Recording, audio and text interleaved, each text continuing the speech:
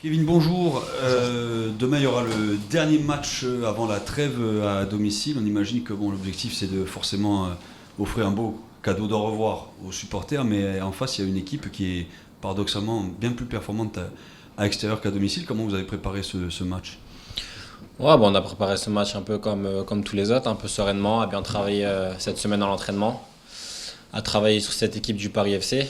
Donc voilà, on a identifié ce qu'on pouvait faire pendant le match qui pourrait nous permettre de gagner.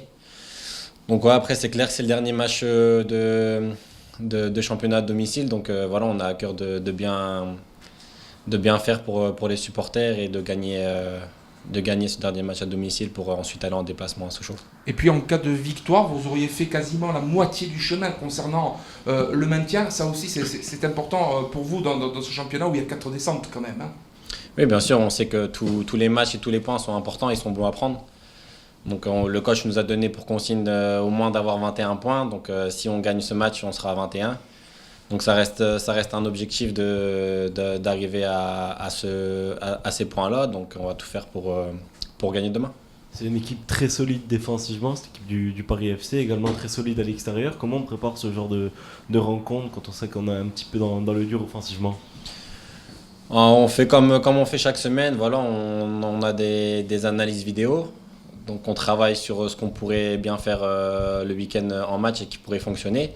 On a bien vu que c'était un bloc bien compact et qui mettait beaucoup de densité dans l'axe. Donc on va faire ce qu'on travaille et puis voilà, j'espère que ça va nous sourire. Il y avait eu un petit peu un match référence avec la grosse performance faite contre Bordeaux. Il faudra s'inspirer du match contre Bordeaux, réaliser une performance similaire.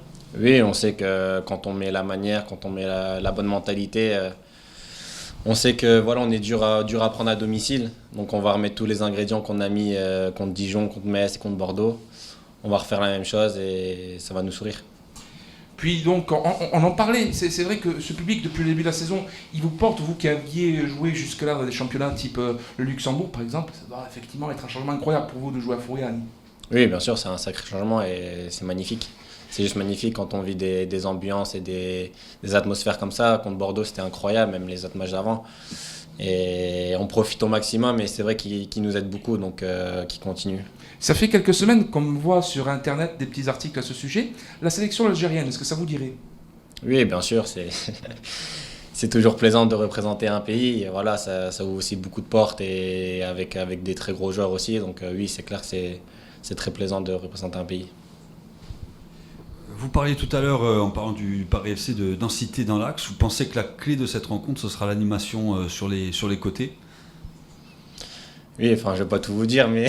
Non, mais c'est peut-être leur point oui, faible. après, c'est clair, leur ça point faible. restera une option. Il va falloir être performant aussi sur les côtés, mais très bien aussi dans l'axe, parce qu'ils mettent aussi beaucoup de densité dans la surface de réparation défensivement. Donc voilà, va falloir faire les bons choix aussi offensivement sur les centres, sur les combinaisons dans l'axe. Donc il y aura un peu de tout à faire et voilà, en tout cas, on a bien travaillé pour y arriver. Super, merci. Merci, bonne journée. Voilà.